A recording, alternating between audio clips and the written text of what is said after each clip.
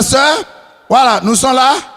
Et que le peuple dit encore, voilà, vous êtes chez vous. Que le Seigneur vous bénisse.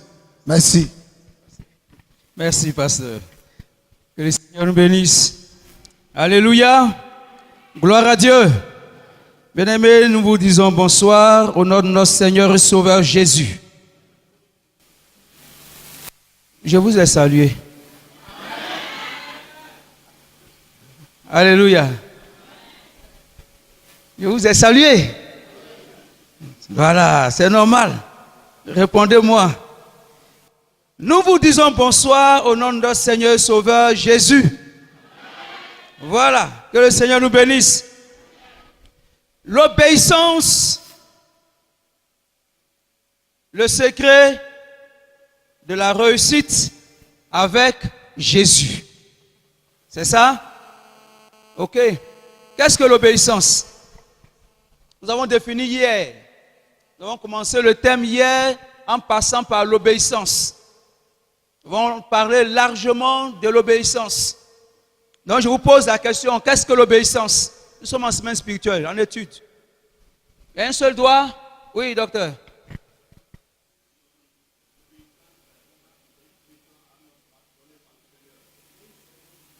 La soumission à un ordre donné par le supérieur.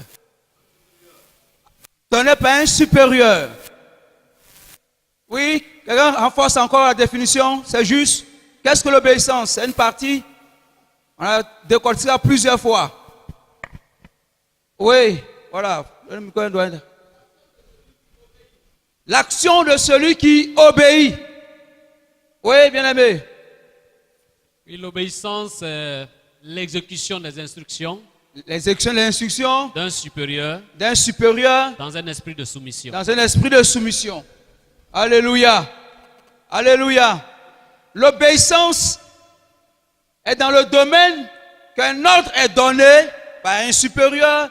On a la disposition de nous soumettre, d'exécuter, de faire ce qu'on nous demande. Ça veut dire quoi concrètement? Ça ne tient pas compte de quelque chose. Ça ne tient pas compte de quoi? Et on a dit que l'obéissance ne tient pas compte de quelque chose. Qui lève la main? Oui, ma soeur. L'obéissance ne tient pas compte de mon avis. Alléluia. Voilà, c'est pas fait le consensus. Il n'y a pas, non, on n'a pas demandé mon avis, mon point de vue. Tu reçois, tu exécutes. Tu es d'accord, tu n'es pas d'accord, tu exécutes. Alléluia. Alléluia. Nous avons dit cela hier. Que Dieu veut nous bénir, veut faire beaucoup de choses.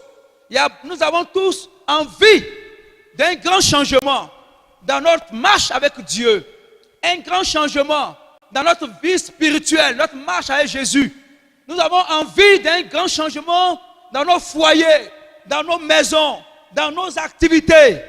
Ce que Dieu nous demande, c'est d'avoir cette disposition de cœur, cette disposition d'esprit, de nous soumettre et d'exécuter ce qu'on nous demande de faire. Alléluia. Alléluia. Parce que c'est lui notre Dieu. Jésus est celui qui nous garde, qui nous protège. Il veille sur nous. Parce qu'il faut, on dit, la réussite avec Jésus. Nous le reconnaissons comme Seigneur et Sauveur, comme protecteur, comme rédempteur. Nous lui appartenons. Alléluia. N'oubliez pas ça. Nous lui appartenons. Notre propriétaire, c'est Jésus, c'est Dieu. Amen. Notre propriétaire, c'est Dieu. Alors quand le propriétaire parle, nous exécutons. Amen. Nous avons dit que l'objectif qui nous entoure ou qui nous amène à ce thème, c'est de refuser de continuer de tourner en rond. On ne veut pas que 2018 ressemble à 2016, 2017. On vient, on est toujours à la même caisse de départ. Comme Israël dans le désert. Non, il faut évoluer. Il faut progresser. Nous avons un objectif à atteindre. Il faut atteindre l'objectif. Amen. En début d'année, chacun certainement a pris des résolutions.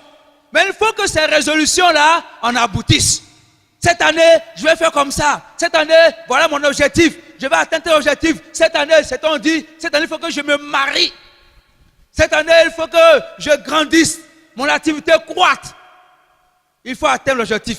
Donc, l'obéissance, quand on apprend à se soumettre, ça nous conduit à atteindre l'objectif. Alléluia. À arriver à une issue heureuse.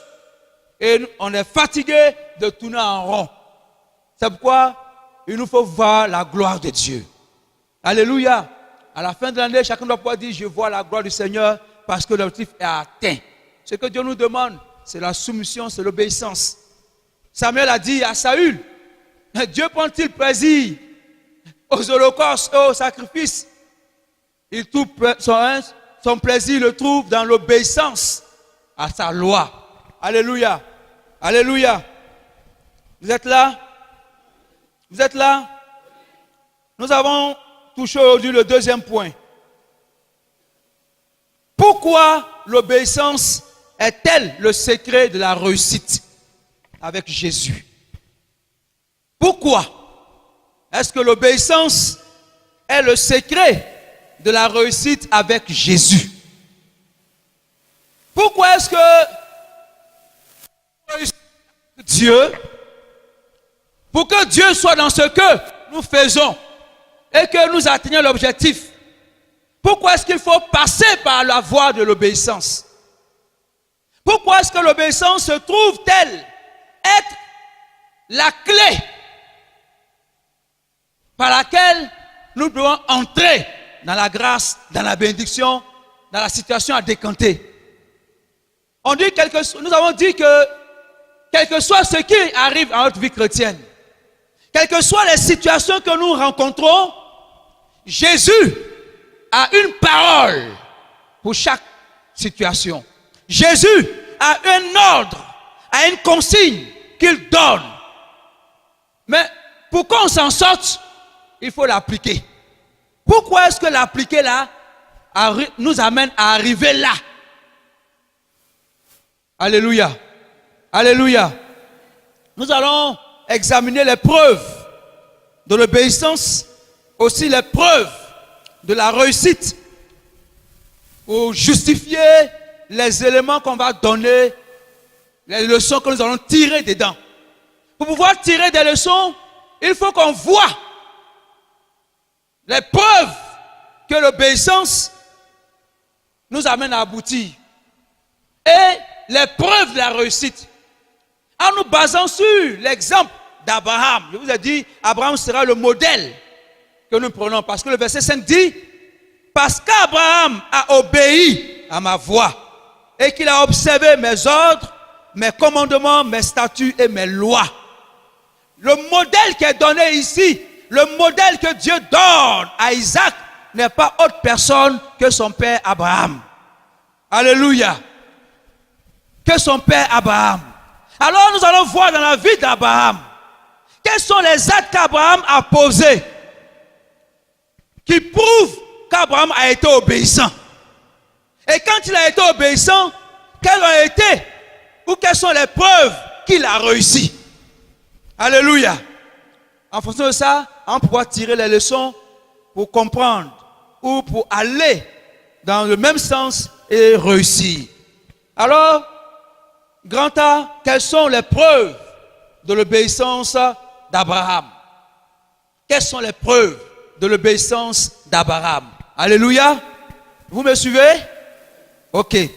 Je vais faire un résumé de la vie d'Abraham. On ne va pas rentrer dans tous les détails. Et je vais ressortir un point clé pour notre édification. Nous savons que Dieu apparaît à Abraham dans le chapitre 12 de Genèse pour la première fois. Il lui apparaît et lui ordonne de quitter son pays, de quitter la maison de son père, de quitter sa maison, de tout abandonner, de prendre une direction qu'il ne connaît pas, et que lui, Dieu, il sera avec lui. Il va le conduire, il va l'orienter, et lui donner un grand pays, une grande terre, qui sera sa propriété et la propriété de sa descendance. qui va lui donner une grande descendance. De lui va sortir un grand peuple. Il va le bénir et Abraham sera une source de bénédiction. Toutes les nations seront bénies à Abraham. En résumé, dans cette promesse de Dieu, les points clés, un élément important à retenir dedans, c'est qu'au moment où Dieu apparaît à Abraham, il avait 75 ans. Nous dit Genèse 12. Dieu lui fait la promesse d'une prospérité, il va commencer à avoir un enfant. Après cela, ça va se multiplier des petits-enfants au fur et à mesure. Nous sommes d'accord? Nous sommes d'accord? Dieu apparaît à Abraham à 75 ans. Lui promet qu'il aura un fils. Isaac, le fils de la promesse, va venir quand Abraham va avoir 100 ans. Ça fait combien de temps au milieu? 25 ans. 25 ans de marche avec Dieu, sans se décourager. 25 ans de marche avec le Seigneur. Je prends ce temps-là par rapport à la promesse d'Isaac. Sans abandonner, sans fuir, sans rejeter aucune parole de Dieu. Et puis, le jour où le miracle apparaît, Isaac naît. Abraham est content parce qu'entre-temps, il avait eu Ismaël. Mais nous savons l'histoire, que ce n'était pas la promesse. Dieu, comme toute attente, apparaît un matin à Abraham. Il dit à Abraham, le fils là, que tu aimes, ton unique. Dieu met Isaac en disant à Abraham ton unique au même titre que Dieu, il emploie le même thème employé pour lui par rapport à Jésus, l'unique de Dieu. Pour montrer la valeur, l'importance de la promesse. Il dit, prends ton unique et puis va me le sacrifier. L'épreuve d'Abraham. Va me le sacrifier. Quand on lit la Bible, il n'y a eu aucun débat entre Abraham et Dieu sur le sujet. On est d'accord? On est d'accord? On pourrait dire, mais Abraham pouvait refuser.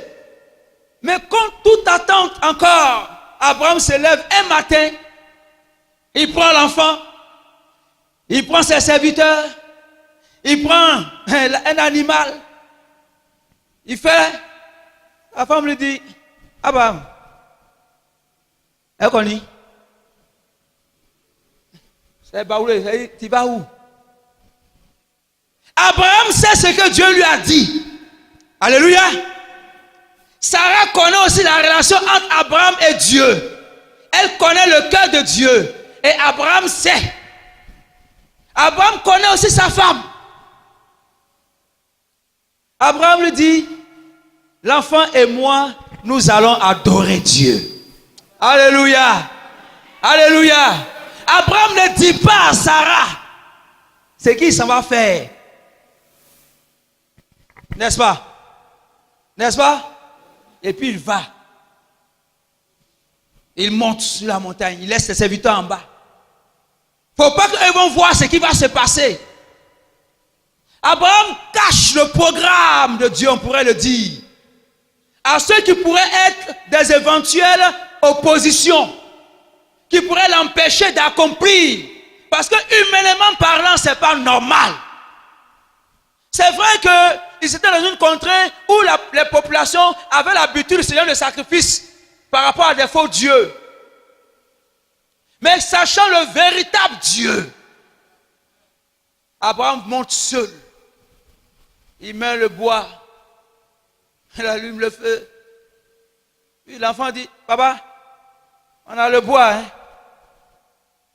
On a le feu. Pardon, je me suis trompé dans le commentaire, ils n'ont pas pris d'animal. Mais animal est où? Mouton là, il est où? On est venu adorer, en faire sacrifice. Abraham dit à son fils, Dieu se pourvoira. Alléluia! Alléluia! Jusqu'à présent, tu vas penser qu'Abraham est dans un rêve. Mais Abraham sait ce qu'il est en train de faire. L'action de la foi. Cette confiance totale en Dieu. qui va lui donner le témoignage du père de la foi. Il dit Dieu se pourvoira. Il attrape l'enfant, il attache les mains, il attache les pieds. Il dépose. Abraham lève le couteau. Au moment où il veut tuer, l'Éternel parle. Abraham, arrête. Aujourd'hui, je sais que tu m'aimes et que tu es obéissant. Alléluia. Aujourd'hui, je suis convaincu que toi, Abraham, tu es prêt pour moi. Regarde à côté là-bas. Effectivement, qu'est-ce que Dieu a fait? Dieu s'est pourvu. Alléluia. Oh, la foi, bien les frères et sœurs. C'est pas en fait que l'Hébreu dit, la foi est une ferme assurance des choses qu'on espère et une démonstration de celles qu'on ne voit pas. Et au verset 6, il dira, oh, sans la foi, il est impossible de lui être agréable. La foi me dit, parce qu'on voit que la foi et l'obéissance vont de pair. La foi et l'obéissance vont de pair. Dans le contexte dans lequel nous sommes, dans la confiance en Dieu. La foi me dit, j'espère, je veux avoir un enfant, je cherche du travail, je veux avoir un mari, je veux reçu mes investissements, je veux grandir. Ça, je suis en train d'espérer cela. Mais parce que je fais confiance en Dieu, dans le spirituel que je ne vois pas, ces choses existent déjà. Parce que Paul nous dit dans Ephésiens, le chapitre 1, verset 3, que Dieu nous a bénis de toutes sortes de bénédictions spirituelles dans les lieux célestes. Je sais que je suis béni, ça existe. Mes yeux physiques ne voient pas. La foi dit, je plonge ma main dans le spirituel et je ramène cela à moi. Ça existe désormais. Alléluia. Dieu s'est pourvu. Oh, j'essaie d'imaginer, ça c'est mon commentaire, que quand Abraham a pris la route pour partir, quand Sarah certainement a dû se demander, est-ce qu'il a pris mouton? On n'a pas pris mouton. Elle a compris ce qui s'est passé là-bas. Lui là, c'est fou. Lui là, je le connais. Quand Dieu parle là, il ne peut même pas dire non un peu même. Ça, mon enfant est mort. Elle a dû se lamenter. Il y a des situations comme ça qui arrivent deux fois. Les couples, il faut se connaître. Il faut connaître ton conjoint. C'est vrai, des fois on se dit tout. Mais il y a certaines situations là. Quand on sait que tu as parlé, on te prend pour un fou. Discussion qui a venu à côté là, ça va pas aboutir. J'ai fait ma parenthèse. Alléluia. Alléluia. Oui, parce que il y a certaines convictions quand Dieu donne, ceux qui sont autour de toi ne peuvent pas te croire. Ce n'est pas possible. Alors, bien frères et sœurs, la première preuve ici de l'obéissance d'Abraham, par rapport au résumé que j'ai fait, c'est qu'Abraham a accepté, sans discuter, de partir, d'abandonner son pays, de tout abandonner pour prendre une direction qu'il ne connaît pas. Il n'y a pas beaucoup de personnes qui sont prêtes pour faire ça. Hein? Où tu es assis ici, là, si je dis, mon frère, il faut m'accompagner. Ta première question, c'est ça quoi? On s'en va où?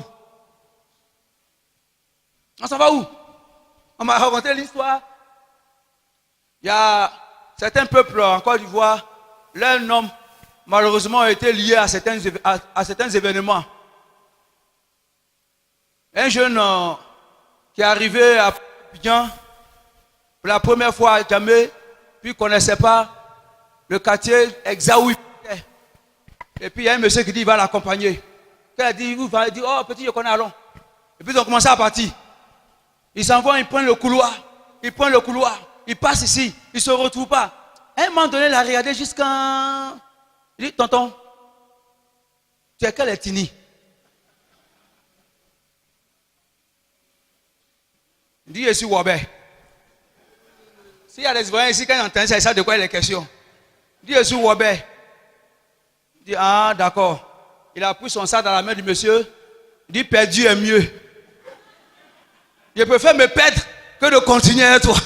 Avec un Wabé dans le couloir. Vous voyez, là-bas, les Wabé, malheureusement, on a gâté l'homme pour dire, mange l'homme. Donc il dit perdu est mieux. Père, tu as dit on va où? Abraham dit à Dieu, Dieu t'envoie, suis-moi. Et puis il ferme les yeux, il prend le bagage, il prend famille, serviteur, tout. Paf, Abraham s'en va. Sans discuter. La deuxième preuve de l'obéissance d'Abraham. Dieu lui dit, tu auras un fils. Tu vas avoir un enfant. Au milieu, il y a eu 25 ans, n'est-ce pas? Il y a eu 25 ans, n'est-ce pas? Mais Abraham a gardé la foi, sachant que Dieu est capable de le faire. Abraham a cru, toujours en Dieu, que Dieu va faire quelque chose. Il n'a pas dit ma femme est vieille. Il n'a pas dit ma femme est vieille. Dieu, il ne faut pas me blaguer. Donc je t'obéis pas. Ce que tu as dit, c'est un mensonge. Abraham est resté à accomplir les règles de Dieu. Sarah a cru.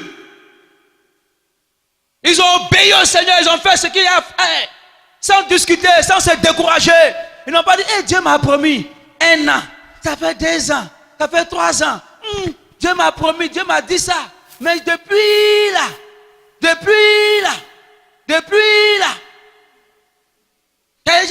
c'est ce qui amène plusieurs à rétrograder aujourd'hui.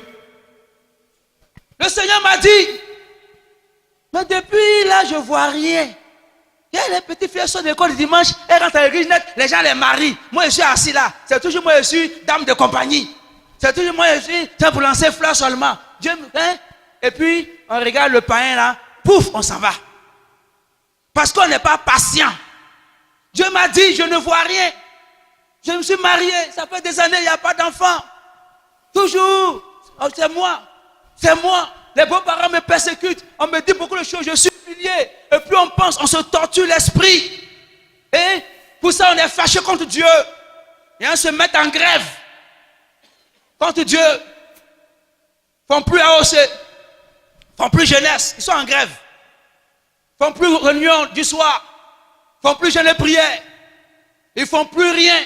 Leur service chrétien, ils ne viennent plus chanter. Ils ne font plus rien dans l'église parce qu'ils sont en grève. Dieu a parlé, ils ne voyaient pas ça. Dis à ton voisin, ta grève entre toi et puis Dieu là, qui est perdant? Demande-lui.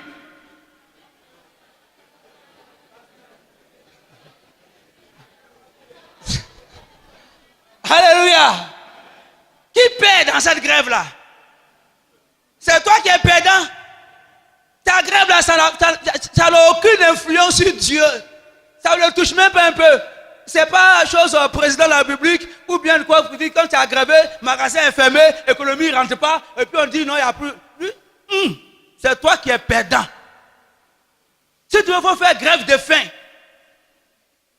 il ne faut pas gêner prière, c'est grève de faim, ils font.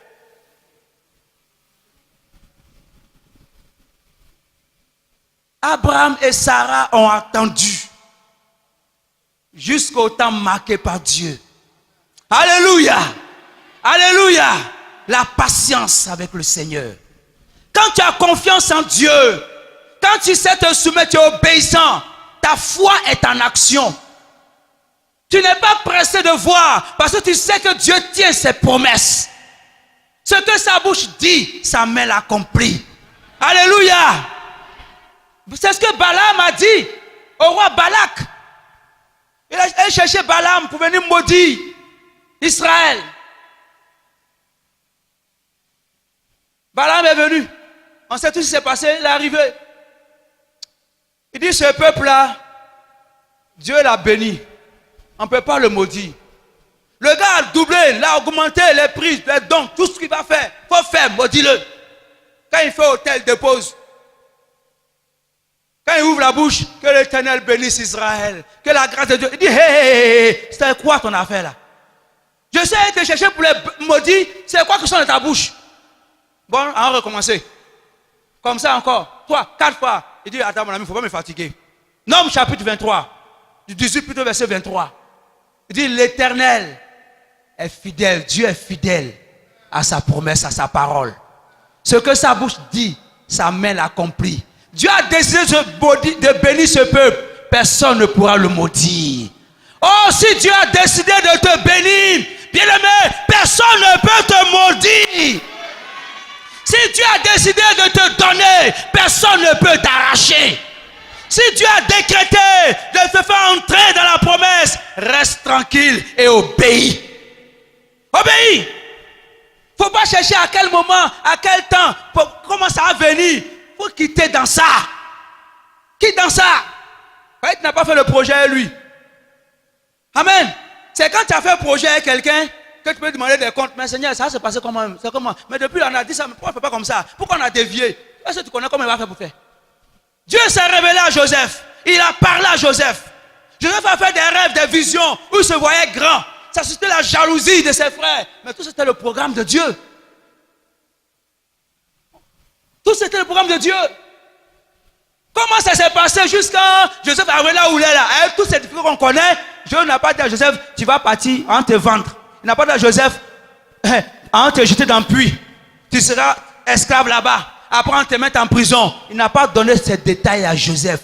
Parce que c'est sa volonté qui importe. Alléluia. Oh bien-aimés frères et sœurs.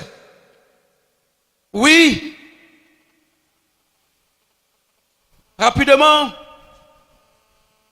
La troisième preuve de l'obéissance d'Abraham, c'est qu'Abraham, Dieu dit, va tuer ton fils. Parlons français terre à terre. Sacrifier là, c'est tuer. Alléluia.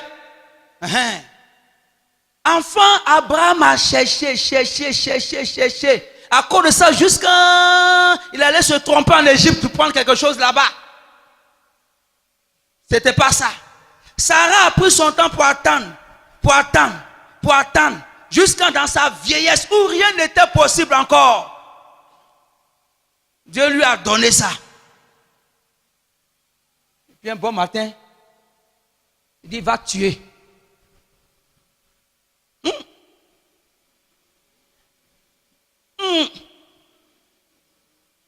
Vous croyez que si Abraham était venu dire à Sarah, chérie, Dieu s'est révélé à moi. Il m'a parlé encore. Il dit, Isaac, on n'a qu'à tuer, sacrifier ça. Tu étais à la place de Sarah, tu as fait quoi? C'est là, tu as pu voir ton supérieur caractère, tu as engagé ça en même temps. Toi, tu es sûr que, attends, Abraham, chérie, tu n'as pas connu un peu de trouble là? Parce que des fois, quand tu te consacres trop bien, tu fais trop de jeûnes et prières là. Des fois, quand tu dépasses la limite, ta tête tourne un peu. Est-ce que tu n'es pas allé boire un peu quelque part là-bas? On va dire tout. C'est pour éviter tout ça là. C'est la raison pour laquelle Abraham a pris sa route. Il est parti. Lui seul. En obéissance. Il accepte de sacrifier. C'est lui-même qui se sacrifiait. C'est lui-même. C'est pour ça qu'il dit, nous allons adorer. Parce que l'adoration a le sens de s'offrir à Dieu. Le sens de s'abandonner au Seigneur. De reconnaître qu'il est Dieu, qu'il mérite qu'on lui appartienne. C'est comme si nous nous mettons sur l'autel. Pour que, quand nous sommes brûlés, ce parfum puisse monter comme une bonne odeur jusqu'à dans ses narines. Alléluia.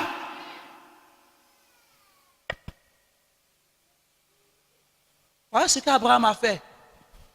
Alors quand il a fait ça, a-t-il réussi, oui ou non? Voilà les preuves de la réussite d'Abraham. Le grand B. Vous me suivez? Vous me suivez? Les preuves de la réussite d'Abraham. Genèse chapitre 13. Genèse 13, verset 2. Il y a beaucoup de... On prend Genèse 13, 2 d'abord. Il dit...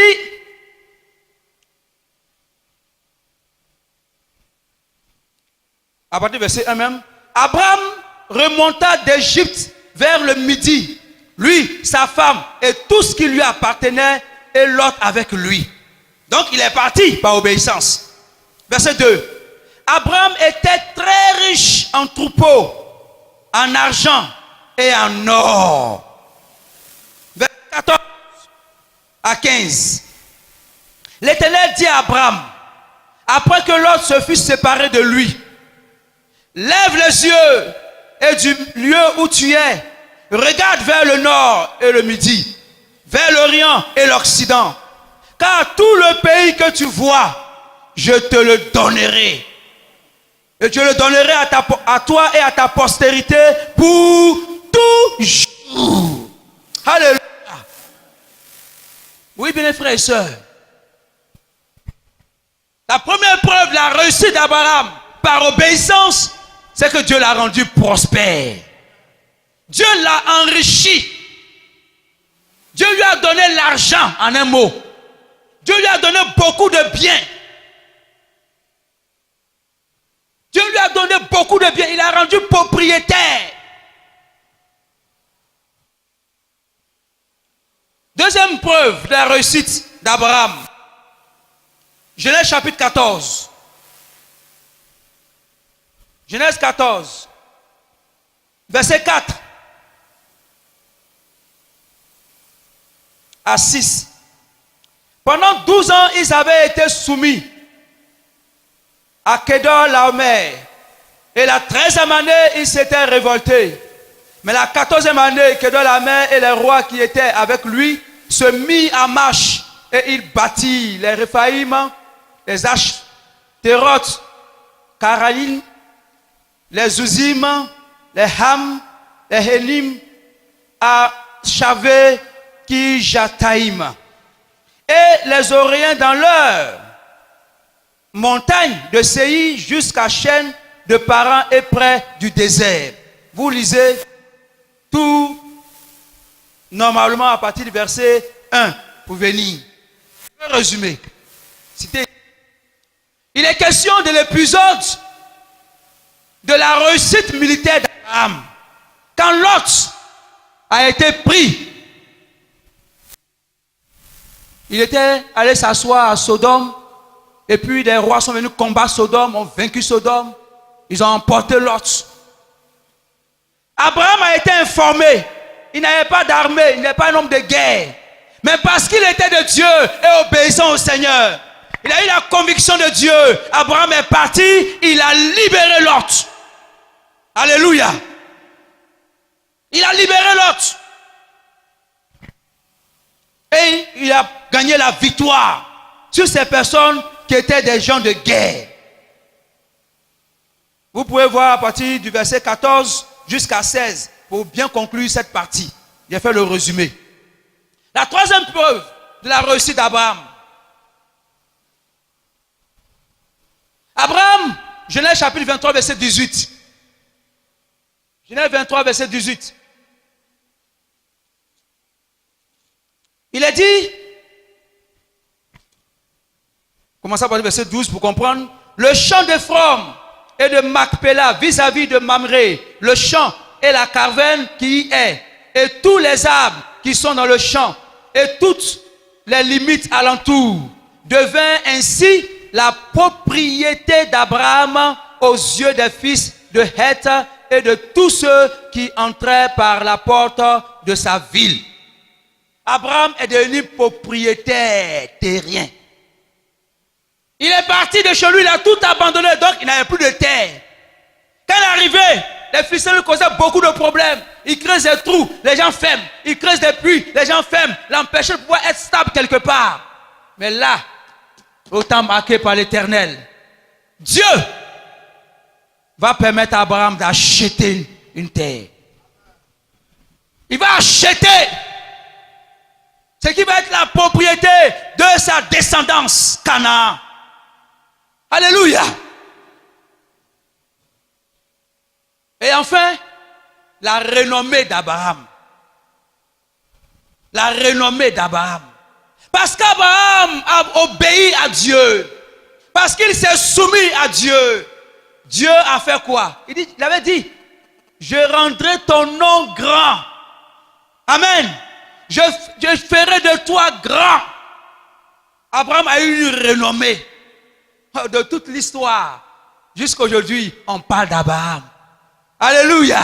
Il a appelé, l'Éternel est appelé le Dieu d'Abraham, le Dieu d'Isaac, le Dieu de Jacob. Abraham a eu une alliance avec Dieu. Et Dieu a rendu son nom grand. Oh, bien-aimés frères et sœurs, l'obéissance, première leçon que nous tirons de pourquoi est-ce qu'il faut être obéissant à l'Éternel. Parce que l'obéissance oblige Dieu à tenir son serment. L'obéissance oblige Dieu à respecter sa parole. Amen. Oblige Dieu à respecter sa parole. Dieu a dit à Isaac, chapitre 26, verset 3, il dit, séjourne dans ce pays-ci, je serai avec toi et je te bénirai, car je donnerai toutes ces contrées à toi et à ta postérité, et je tiendrai le serment que j'ai fait à Abraham, ton père. Alléluia. Dieu a fait le serment, la promesse à Abraham que ses fils vont posséder. Il tient. Parce qu'Abraham a obéi, ses fils aussi possèdent. Alléluia. Bien-aimés frères et sœurs, si tu veux réussir avec Jésus cette année, si tu veux contempler la gloire de Dieu, si tu veux que les choses se décantent dans ta foi, dans ta marche chrétienne, tu veux que les choses évoluent, tu veux grandir, recevoir l'onction de Dieu, il faut obéir à la parole de Dieu. Il faut honorer la parole de Dieu. Il faut respecter les consignes qu'on te donne. Il faut être humble pour te soumettre. Alléluia. Pour te soumettre. Nous remarquons ensuite. Il y a un chargeur pour brancher mon truc là. C'est ça qui est branché là-bas. Nous remarquons ensuite que parce qu'Abraham s'est soumis, non seulement il a eu la renommée, mais deuxièmement, il obtient la faveur de Dieu. La faveur de Dieu. Oui, frères et sœurs, c'est une richesse pour le chrétien que d'avoir la faveur de Dieu dans tout ce qu'il fait. Si tu fais quelque chose que Dieu n'est pas dedans, que tu n'as pas sa faveur, c'est inutile. Ça veut dire que Dieu n'a pas sa bénédiction dedans. Il ne faut pas te lever pour aller entreprendre sans la volonté de Dieu. Il ne faut pas aller chercher à pouvoir faire quelque chose, à investir dans quelque chose sans consulter l'Éternel. Parce que s'il n'est pas dedans, il ne te sera pas favorable. Mais quand Dieu, tu as sa faveur, c'est-à-dire tu as son accord, il est content de toi, il est heureux de te bénir, il ouvre toutes les portes comme cela se doit. Alléluia. Alléluia. La faveur de l'Éternel, c'est très important. Très important. Nous remarquons, troisièmement, que le fait d'obéir à l'Éternel et qui a amené Abraham à la réussite, nous tirons comme leçon que l'obéissance à l'Éternel, qui est la clé du succès avec Jésus, amène Dieu à faire de nous ce que nous pensons que nous ne pouvons pas être. Alléluia. Quelquefois on se voit limité dans nos actions. On pense qu'on n'est pas capable de certaines choses. Abraham n'était pas un homme de guerre. Mais Dieu l'a pris comme homme de guerre pour aller battre ces rois-là et puis sauver l'autre. Oh bien les frères et sœurs, il y a du potentiel en toi. Il y a des qualités en toi. Il y a des capacités en toi. Il y a de l'intelligence en toi. Il y a de la sagesse en toi. Il y a beaucoup de personnes qui sont de véritables entrepreneurs, de véritables hommes et femmes d'affaires, de véritables personnes qui peuvent faire des percées. Mais c'est parce que vous vous négligez. C'est parce que vous n'obéissez pas à Dieu. Vous ne vous soumettez pas à lui comme cela se doit. Or, si on se laisse conduire par le Seigneur, on obtient sa faveur. On obtient sa liberté. On obtient sa délivrance. Alléluia. Alléluia. Oui, mes frères et sœurs. Pourquoi est-ce que l'obéissance est la clé de la réussite avec Jésus? Enfin, Vous pouvez m'arrêter là? Parce que l'obéissance, oui, l'obéissance, j'aime ça. Alléluia. Alléluia. Alléluia. Alléluia. L'obéissance prouve notre amour pour Dieu. L'obéissance prouve l'amour que nous avons. En réalité, quand tu aimes, tu te soumets facilement. Tu obéis, tu exécutes facilement. Jésus dit à Pierre dans le livre de Jean, Pierre, m'aimes-tu? Pierre dit, oui Seigneur. Jésus dit quoi? Paix mes brebis. C'est un ordre qu'il donne. N'est-ce pas? Pierre, m'aimes-tu? Dit, oui Seigneur, tu sais que je t'aime. Paix mes brebis. Vous voyez la relation que Jésus fait? Si tu m'aimes, obéis. Va perdre mes brebis. Alléluia. L'amour que nous avons pour Dieu doit nous amener à nous soumettre au Seigneur, à obéir, à nous laisser conduire par Dieu, à nous laisser diriger par Dieu, à exécuter tout ce qu'il nous demande de faire.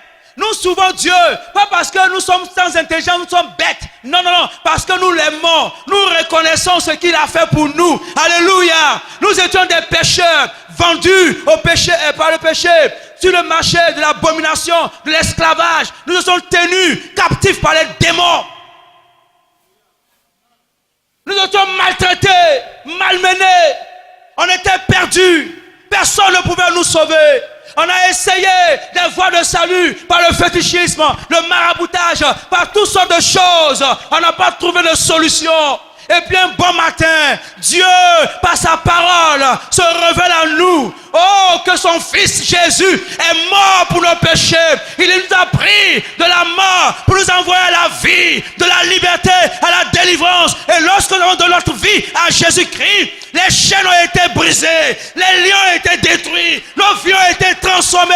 Méchants que nous étions, nous sommes devenus de bonnes personnes, des personnes gentilles, transformées, renouvelées. C'est en cela que l'apôtre Paul dit, si quelqu'un est en Christ, il est une nouvelle créature. Voici les choses anciennes sont passées et toutes choses deviennent nouvelles. Alléluia. Oui, quand je prends compte de ma vie, ce que c'était, et aujourd'hui, je ne peux que l'aimer. Je ne peux que l'aimer.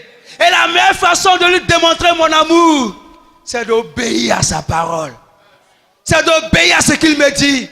C'est de me soumettre. C'est de reconnaître. Vous voyez, l'amour nous met dans une position où on reconnaît notre état de rien sans Dieu. Tout ce qu'il a fait, lui, il a fait par amour. Alors nous aussi, nous rendons cet amour-là. Simplement en obéissant. Oh bien mes frères et sœurs, tu veux réussir avec le Seigneur? Apprends à obéir. Tu veux voir la gloire du Seigneur? Apprends à obéir. Tu veux être guéri? Ce qu'il t'a dit, obéis. Tu veux être fiancé, te marier, ce qu'il t'a dit, obéis.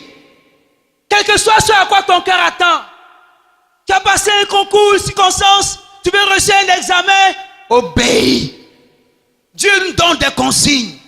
Dieu nous donne des ordres. Mais malheureusement, nous sommes trop rebelles. Nous voulons faire ce qui nous plaît en nous. Nous voulons faire notre volonté. On veut même que Dieu nous accompagne dans notre volonté. Et on se révolte, on se rebelle contre lui.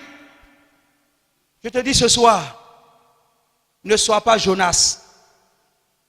Dis à ton voisin, refuse d'être Jonas. Refuse d'être Jonas. Non, c'est pas grave. Voyez l'histoire de Jonas. Dieu lui dit, lève-toi, va à Ninive. Ce peuple qui est là-bas, il a trop péché. Son péché est trop grave. Sinon, je vais les détruire. Il a dit, tu dis quoi?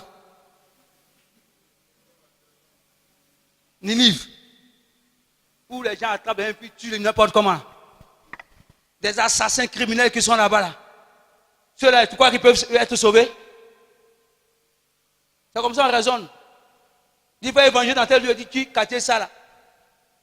Quartier ça là. Ou bien telle personne. Oh, quand tu vois son visage, tu ne vois pas de drogue là. Il a fallu même qu'il dise à Dieu, il faut faut te déporter, toi tu es parti prêcher à Ninive. Il s'est levé. Dieu a insisté. Il s'est levé. Et puis il allait prendre un bateau. Le bateau, il a payé ticket là. Il a pris direction Tars. Direction opposée. Et puis il partait. Quand il est monté, le bateau a décollé, il dit, ah voilà. Puis là, il ne me connaît pas encore. Comment il va me voir à Ninive? Ça, on va voir. Dis à ton voisin, c'est mal connaître Dieu. C'est mal connaître Dieu. Oh, c'est à cause ça, il y a beaucoup qui tournent en rond, ils se fatiguent pour rien. Il faut cesser de te fatiguer. Parce que lui, là, assis, il t'attend au carrefour, là. Tu vas tourner quand tu vas venir le trouver. Quand ils se promènent. Parce qu'ils n'ont pas eu mari, ils sont partis. Parce qu'ils n'ont pas eu fiancé, ils sont partis. Ils n'ont pas eu travail, ils sont partis. Ils vont jusqu'à... Quand ils sont remplis de démons, ils sont remplis de problèmes. Ils partaient avec un problème, ils reviennent avec 100. Maintenant, après, ils reviennent avec Seigneur, pardonne-moi. Seigneur, non. Il dit, ah, tu es revenu maintenant. Jonas était content, il partait. Et puis, c'est pas ce qui s'est passé, tempête, boum, bateau, ça prend tout, boum, le reste. Aïe! Mais il ne sait pas où se trouve, il se trouve bizarrement dans un endroit, ça sent mal. Il ne voit rien, tout est noir. Il est jusqu'à... Puis un bon matin, il voit l'eau là, pendant que l'eau l'entraîne. Jonas se réveille, il est sur une plage. Il voit quelqu'un passer à côté, il dit, grand sœur, on est où?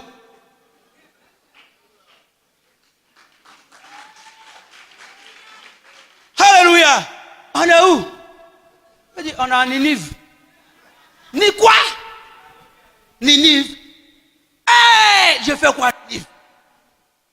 Dieu dit, il faut aller prêcher ma parole. Dieu dit, bon d'accord. Dieu dit, ne sois pas comme Jonas. Il y a des gens qui sont comme Jonas. Ça les fatigue. Dis d'accord? De prêcher, non. C'est à cause de ça, tu m'as envoyé forcer. Tu n'as pas dit de parler. D'accord, j'ai parlé. Ninive, vous êtes maudits. Dieu va vous tuer. Vous êtes des criminels. Vous ne répondez pas, vous allez tous mourir. Parce que Dieu va vous tuer. Et puis là, il s'assoit. J'ai fini de parler, non? Et il s'est débarrassé du message. Il a fait un gros cœur, à contre-cœur. Et puis là, il s'assoit. Il voit, matin, les gens se lèvent. On demande pardon au Seigneur, ils ont pris sac. Ils ont pris, ils tombent dans la poussière. On demande pardon depuis le roi jusqu'à eux tous. Il dit, c'est quoi ça là? On dit, Dieu va nous tuer, on a qu'à demander pardon. On dit, ah, donc ils ont accepté le message ça là. Ah, mais pourquoi Dieu ne peut pas mourir? C'est quoi ça là même?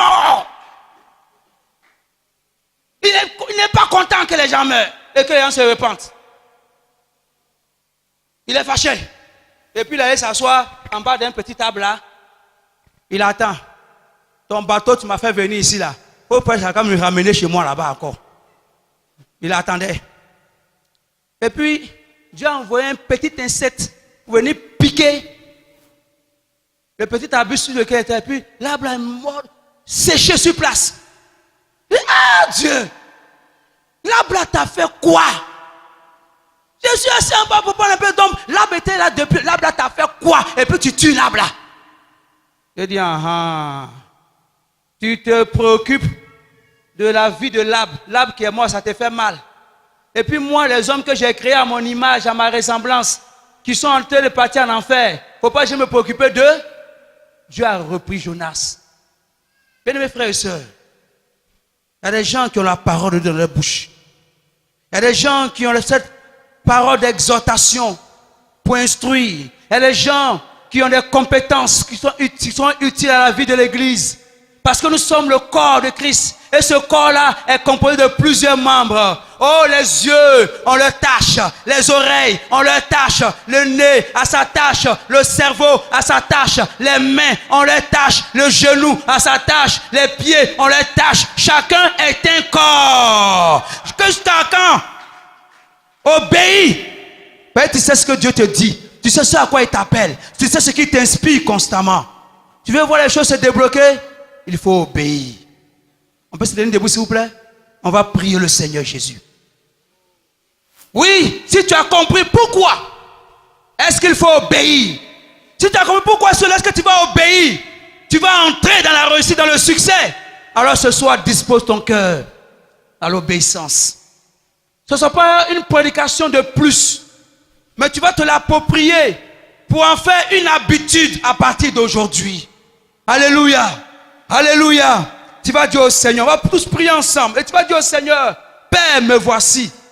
À partir d'aujourd'hui, je suis prêt à t'obéir, à te suivre, à marcher dans tes pas, à accomplir ta volonté, à faire tout ce que tu me demandes de faire. Même si tu passes par une personne pour venir me dire, je dois avoir le discernement de savoir que c'est toi et que je puisse obéir comme il se doit.